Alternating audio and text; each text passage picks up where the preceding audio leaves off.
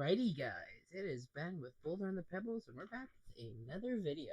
Today, we're going to be talking about one of the most famous tanks of World War II and famous tanks of all time, the M4 Sherman. I'm just going to cover some good basic facts about it, and I'm going to talk about it because I think there is a lot of misconceptions about the Sherman that I would love to address and cover. But just to kind of go over things, so it was one of the most ever produced tanks, at least for World War II. At about 50,000 produced, a total of 49,324 were produced. It was an evolution of the M3 tank, also known as the Lee. And actually, the whole reason we have this naming system for a lot of the American tanks was actually due to the British, because the Americans would just call it the M4 or the M3 or whatever. But the British really like to name their tanks, so they ended up naming them after Civil War generals like Lee, Sherman, and so forth. And the M3 Lee, which I'll bring up here, was an odd tank, but it was the basis of the Sherman. You can even tell if you look at this hull compared to a Sherman, similar. But the big difference was it had the 75 millimeter gun and a sponson, which is not great because sponsons don't really work well because you have to turn the whole tank to shoot the gun. But yeah, there's that. So the prototype for what would become the M4 Sherman, it debuted in 1941 and impressed the military so much they ordered production in October of that year. And then you might have heard people talk about something called the triangle, and especially in terms of armor, and it's firepower, protection, and mobility, and those will be each corner of the triangle. And traditionally, modern MBTs will be mostly in the middle of those. But a lot of World War II tanks, because of the limitations of the way tanks were being built at the time, you really had to focus on two. So the Shermans were like, okay, we don't need big firepower, but what we really want is speed and mobility. And while not the fastest tank at about 40 kilometers, it was a reasonably speedy vehicle, and the mobility was great. You could get it a lot of places, very important. And yeah, like they in real life they might vary a bit from how they play in War Thunder, but they had about a maximum speed of give or take 38 to 46 kilometers, which is about 24 to 29 miles, and a range of about 160 to 240 kilometers or 100 to 150 miles. Definitely a bit pricey to keep those fuel all the time. And there was a crew of 5, and I'll show this to you here. So you had your commander, he would sit up there. You have your gunner, you have your loader, you have your machine gunner / bow gunner, and your driver. And it weighed, give or take, on average, about 33 tons, depending on which version of the Sherman you were talking about. And it was about 425 horsepower engine on average. We're doing averages here. As you can see, you got the radial engine there, which is why Shermans tend to be a bit taller than a lot of other tanks. So they had very many different variants, including, most famously, in my opinion, is the Firefly. I gotta find it because I have so many lineups in War Thunder. Yes, so the Sherman Firefly was a Sherman, which basically they took the 17 pounder, which I think is a 76 mil. Yeah, it's a 76 millimeter quick firing gun, and they had to put it on its side because it is a huge gun. If you see this X-ray here, it takes up pretty much the whole turret. But they had to put it on its side because it was too big to have any other way. Which, it was not a fun tank for crew members because, well, you lost a bow gunner because the ammo was bigger, but, like, loading these shells, and, like, if you take a look, the X-ray gives you a good example of how big a shell is in comparison, like, to a person. It was not a fun time for the Sherman Fireflies, and there was a lot of logistical issues when it came to firing the gun.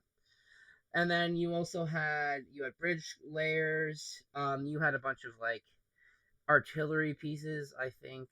Hold on, do they have it in the game? Hold on, it should be in the States. You have the 105, which was the howitzer version. Even the M10 is a similar chassis. There were a couple versions of the Sherman. And then actually, the last modernish one would have been the M51 in Israel when they basically upgunned the Sherman with the 105 gun. But I don't know how the hell you even like. If, I thought the 17 pounder was already a big gun, but you talking about an even bigger gun. I mean, the turret obviously seems to be a bit bigger, but in general, that is essentially what they did is they upgunned it. But so yeah, there's a lot of different variants of the Sherman. It was a very used tank by the American military because it made sense. It's like it was so versatile, and you could slap a bunch of stuff on it and use it. But it was used by a ton of countries. You got the United States, United Kingdom, Canada, which the Montreal Locomotive Works built 188 Shermans just to train in Canada. You had the Soviet Union, and they received about 4,000, give or take 4,100. China, which had about 1,000 sent to them.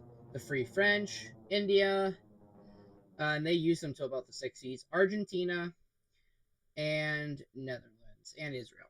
Like you had a ton of countries using this tank. That's not even counting, African countries that may. Oh, in South Africa, yeah, like that may have gotten them through stuff. So they were a very versatile tank. But there's one. A lot of people talk about it does not have great armor, and it really doesn't. Like it really had a maximum thickness of like 75 millimeters and 12 meters at its lowest, which you can kind of see on the sides. Not really a very armored tank, which you didn't need to because it's like, why would you? Because you're not wanting a heavily armored tank. If you want a heavily armored tank, you would go with something bigger and heavier, like a Churchill, and you'd be more than fine. But one of the things, a lot of people knock the 75 millimeter gun, and they even knocked that they were still using it upwards of 43, 44.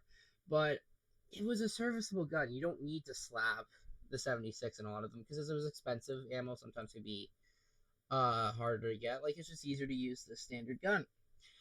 But there's one thing a lot of people don't realize about the Shermans and the reason why it became a war-winning tank. First of all, I've talked about armor and or the mobility and the speed, but they were really easy to fix. One of the biggest uh, things that made it easy was the bogey suspension, which were they would get welded onto the hull, or not welded, riveted onto the hull, and you could take those rivets off and fix the bogies. Unlike, and I'll show you, something like the Tiger or the Panther with the overlapped, where if you wanted to get to one of the back wheels, you had to remove 16 wheels in front of it just to get to it. You could easily replace it. They drove very well. They were nice tanks, and also you got to remember when you look at America as a country in World War II, they have to send everything overseas because North America is far away from Europe and even the Pacific. So you have to make sure if you're sending a vehicle over across the seas that it would be a reliable tank, and they did. They made it so that way it would last longer. And another important thing was parts. Like a lot of German tanks, you start to hear, especially later in the war, they just didn't have the parts to fix them or the fuel to fix them or to bring them back. And it's just like you sort of run out of parts. But America, you're talking for every Sherman, you probably have 3 to 4 of every part just lying around in case you need to replace it.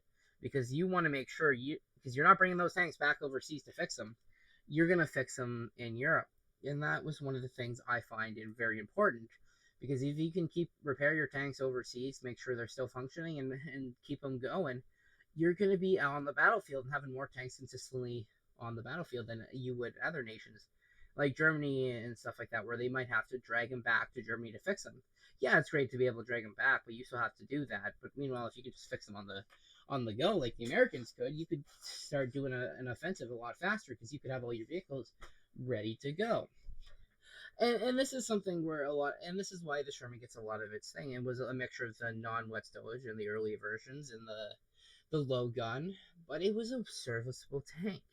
It did exactly what the Americans did, and it helped a lot of countries. Britain used a ton of them, especially in the African campaigns. Like it was a serviceable and great tank. Obviously, people think of with tanks, you want the biggest gun, like you want big gun, heavy armor, and it's sometimes you just need a tank that works and is able to transport and get everywhere.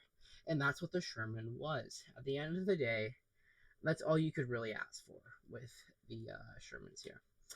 But yeah, so that's basically the gist of the Shermans. I know it's probably not the most interesting video for you guys, but I feel like it's one of those things that I just wanted to clear up some misconceptions, get a little bit of history there, and just kind of show you in game Shermans. Like as you can see, the later Shermans with the 76, and you get an idea. And I figured since I play a ton of War Thunder, might as well show just some of the Shermans. I mean, here's another one for those who know it is the Jumbo, which was basically a really heavily armored uh, version of the Sherman with really thick armor. I can imagine it was probably a bit not so fun to drive because it would have been much heavier than a normal Sherman, but it was heavily armored, and I mean, in War Thunder it plays out well. But obviously, real life is very different than uh, War Thunder. I would certainly hope so, you know. But yeah. So you also had a very funny version of the Sherman with the Calliope, which had all the rockets on top.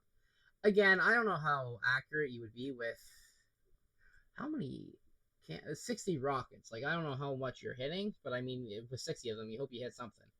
But those were sometimes put on Shermans, you know.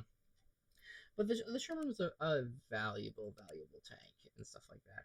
But if you guys like this and really do like this idea of me going talking over some history of tanks and some facts and stuff like that, let me know because I definitely would love to do more of these. And yeah, time for me to rock and roll on out.